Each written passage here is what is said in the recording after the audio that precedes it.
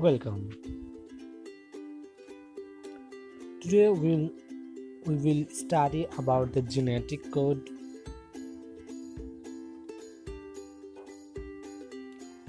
The genetic code.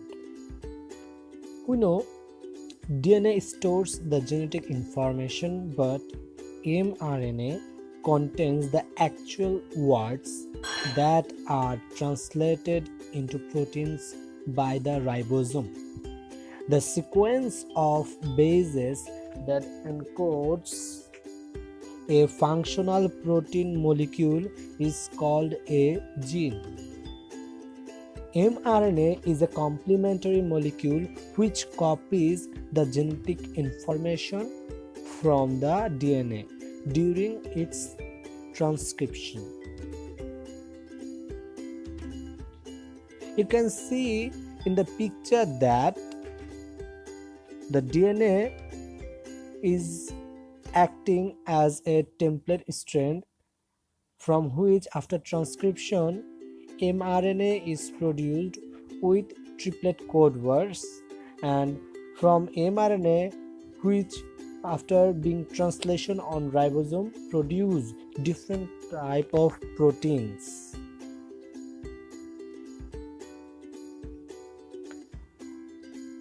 The genetic code. Genetic code is the nucleotide base sequence on DNA which will be translated into a sequence of amino acids of protein to be synthesized. It consists of a series of codon. Now, codon is composed of 3 bases. Each codon is translated into one amino acid. The nucleotides are abbreviated with the letters A, U, G and C in mRNA, which uses U while DNA uses T instead. Amino acids encoded by all 64 possible codons were determined. Out of 64 codons, 1 codon is initiation codon and 3 is termination codon.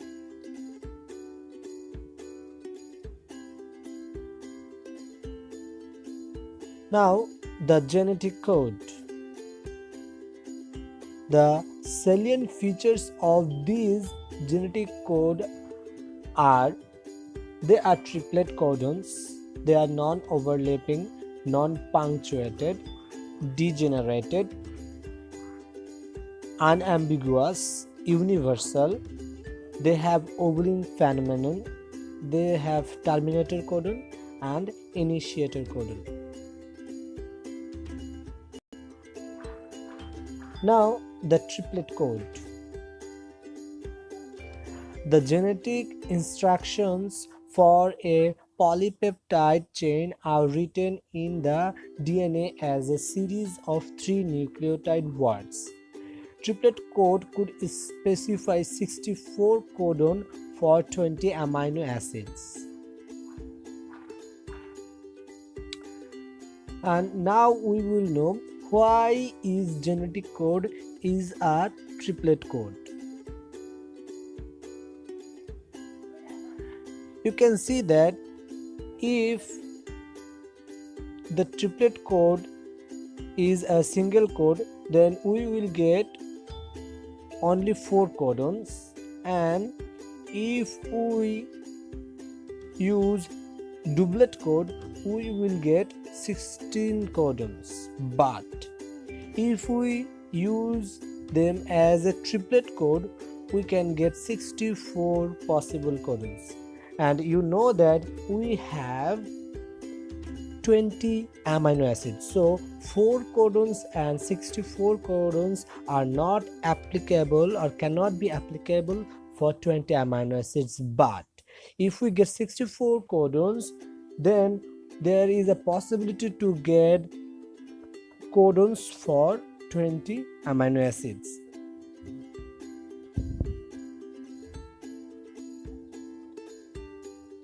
Now, the experimental evidence for triplet code.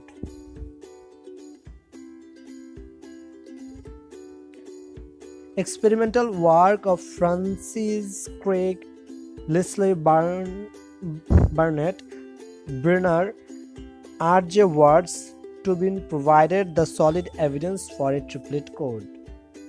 Francis Crick and co-workers in 1961 introduced point mutations into a specific gene and monitored how they affected the amino acids. They exposed the chemicals that added or removed single or double base pairs at the R2 locus of DNA of bacteriophage T4 of E. coli resulted in frame shift mutation. They concluded that a genetic code is in triplet form because the addition of one or two nucleotides has put the reading of the code out of order, while the addition of third nucleotide resulted in a return to the proper reading of the message.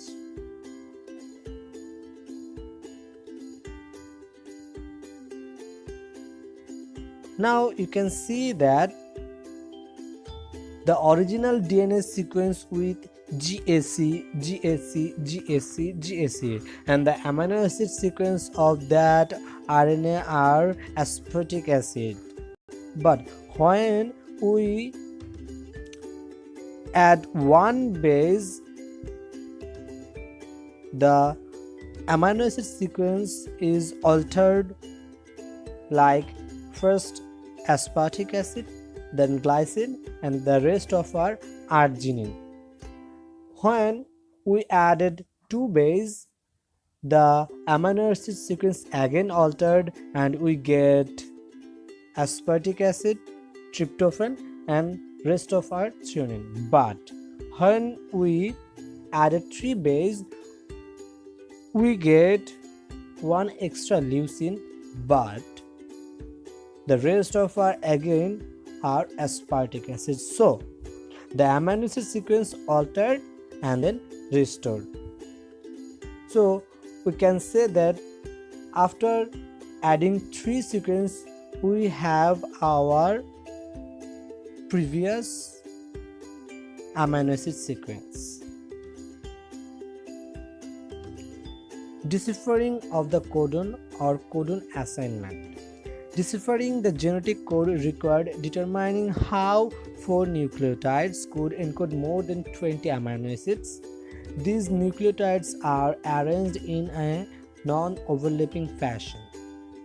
Deciphering or cracking of genetic code is the outcome of research of various scientists like Marshall Nirenberg, Severo Ochoa, Hargobind Khorana, Francis Crick, Heinrich Matthey, and many others. Now, the codon assignment. Four main types of experimental approaches have been done to cracking the genetic code. The first one was assignment of codons with unknown sequence. There are two methods. Number one is polyuridylic acid method, which is done by Marshall Nirenberg and Heinrich Matthey in 1961, and the another one is copolymers method, which is also done by Nirenberg and Ochoa. The second one, assignment of codons with known sequence. Number first one is binding technique, which is done by Nirenberg and Philip Leder in 1964, and number two is repetitive sequencing technique, which is done by Hargobind Khorana and co-workers. Polyuridylic acid method. Here, first we have to prepare a cell extract from E. coli containing all the component needed to make protein except mRNA.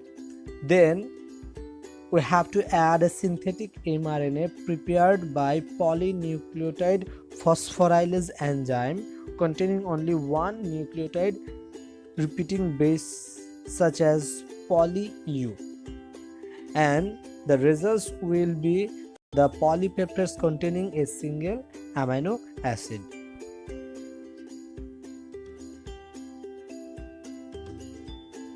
The binding technique. Set up 20 different amino acids in vitro translation tube. Each tube contains ribosomes, a synthetic non-codon amino acid tRNAs complex which absorbs on nitrocellulose membrane. The codon plus ribosome plus amino acid tRNA is resulted the ribosome codon amino acid tRNA. Each tube contained 20 amino acids but one different radioactive amino acid. During pouring these mixtures through nitrocellulose membrane, the radioactive amino acid whose code is matched with a given known code will show radioactivity. Thus, radioactive amino acid is formed a chain. Repetitive sequencing technique by H.G. Khorana and co-workers. This method consists of in vitro chemical synthesis of short segment of DNA of known base sequence with the help of DNA polymerase. From this synthetic DNA, a polyribonucleotide of strictly defined base sequence that are different but repeating structures is transcribed under the catalytic influence of RNA polymerase. A polypeptide is then synthesized under the direction of RNA. The amino acid sequence of the polypeptide so formed is then determined and correlated with the base sequence of DNA and RNA.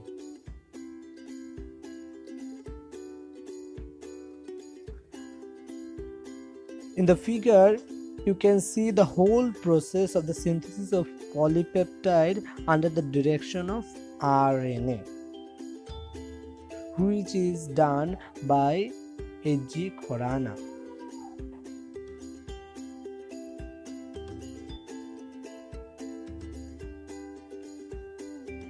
And if we noticed about one example, then polypeptides derived from AAG polymer were used to confirm the triplet code and help identify codons. The polymer AAG can yield 3 different polypeptides depending on which reading frame is employed. If we start with AAG, then it yields lysine, and finally we get polylysine. But if we start from AGA, then it yields arginine, which will provide us polyarginine. And if we start with GAA, then it yields glutamic acid, that polyglutamate.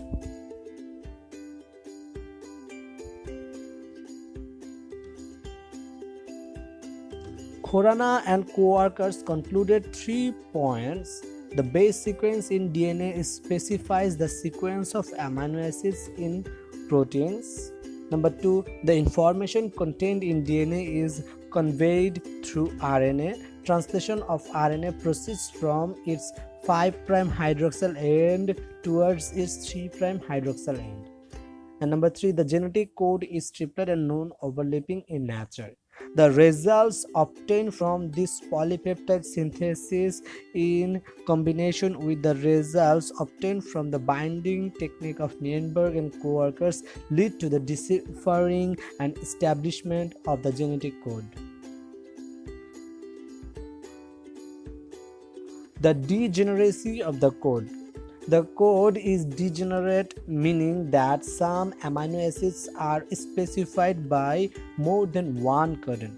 Codons that specify the same amino acids are known as synonymous codons. Different tRNAs that accept the same amino acid but have different anticodons is termed as iso-accepting tRNAs. For example, amino acid aspartic acid, cysteine, glutamate, histidine, lysine, phenylalanine, tyrosine have two codons each.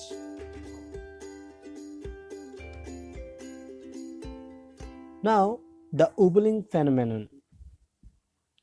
Crick, 1965, postulated the Ubbel hypothesis to explain the capacity of the first anticodon base of the tRNA to recognize several complementary bases in the codon. The first two bases in the codon in mRNA base pair traditionally with the second and third base of the anticodon in tRNA. Ubbel base pairing is observed between the third base of the codon and first base of the anticodon. The reduced specificity between the third base of the codon and the complementary nucleotide in the anticodon is responsible for ubbling. Now you can see the ubbling phenomenon in the picture, where the base pair of codon and anticodon have specificity. The ubbling phenomenon, you can see that the anticodon base, which means the first base of the anticodon, can be U, C, A, G, or in some case I, while at the same time the codon base or third base for that anticodon can be AG or G only for the C, and U only for A, and UC for G, and UCA for I. And you have to remind that the first base of the anticodon pairs with the third base of the codon. The example, proline has four codons: CCU, CCC, CCA, CCG. The first three codons can be recognized by a single tRNA having inosine at the first place. Anticodon is IgG. And in this figure, the ubbling phenomenon is described very clearly. The chain initiation codon. The triplets AUG and GUG play double roles in E. coli. When they occur in between two ends of a cistron, they code for the amino acids methionine and valine respectively, but when act as starter codons for the synthesis of a polypeptide chain and synthesize methionine, which is the formallated state. Formyl methionine is carried by tRNA and internal methionine is carried by tRNA. In eukaryote, AUG synthesizes methionine, which is carried by tRNA for initiation and elongation. In addition, mammalian cells can initiate translation with leucine using a specific leucyl tRNA that decodes the codon CUG. Chain initiation codon. Two types of methionine tRNA are found in all cells, and the codon are used as below, such as they can be used as initiation or elongation also. Now, the chain termination codon. A stop codon is a nucleotide triplet within messenger RNA that signals a termination of translation into proteins. Before they were termed as nonsense codon, but later that they termed as sense codon. The stop codons signal the termination of this process by binding release factors which cause the ribosomal subunits to dissociate, releasing the amino acid chain. UAA, UAG, and UGA are also called ochre, amber, and opal, respectively. UGA rarely codes for selenocysteine, which is the 21st proteinogenic amino acids found in human selenoproteins and selenoenzymes important for fundamental cellular processes ranging from selenium homeostasis maintenance to the regulation of the overall metabolic rate. Now, the universality of codon. The genetic codons for amino acids are always the same, with a few exceptions of mitochondrial mRNA from simple microorganisms to complex multi-celled organisms such as human beings. The code is based on work conducted on the bacterium Escherichia coli, but it is valid for other organisms. For instance, UUU codons for phenylalanine and GUC for valine in all living things, from amoeba to ape and bacteria to banyan tree. The code is a conservative one, such that the code was fixed early in the course of evolution and has been maintained to the present day.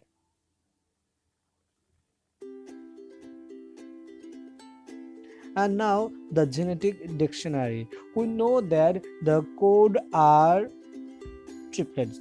So for the triplets goes the first letter from the left column, and second letter from the up letter, and third letter comes from the right column.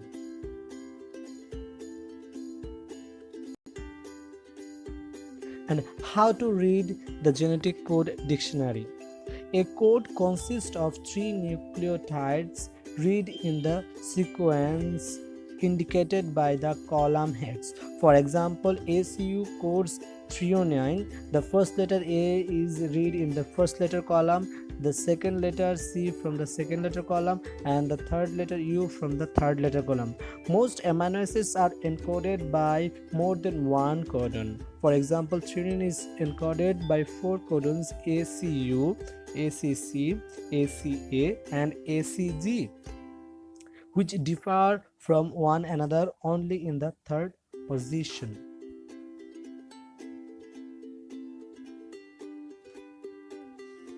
Now, the genetic code dictionary has revealed trends for patterns of genetic code. Amino acids with similar structural protein tend to have related codons. Thus, aspartic acid codons GAU, GAC are similar to glutamic acid codons, the difference being exhibited only in the third base. The codons for the aromatic amino acids phenylalanine, tyrosine, and tryptophan all begin with U. The first 2 bases of all the 4 codons assigned to each of the 5 amino acids are similar: GC for alanine, GG for glycine, CCE for proline, AC for threonine, and GU for valine. All codons with U in the second position specify the hydrophobic amino acid such as isoleucine, leucine, methionine, phenylalanine, valine. All codons with A in the second position specify the charged amino acid except arginine. All the acidic and basic amino acids have A or G as the second base. And thank you for all for being with us.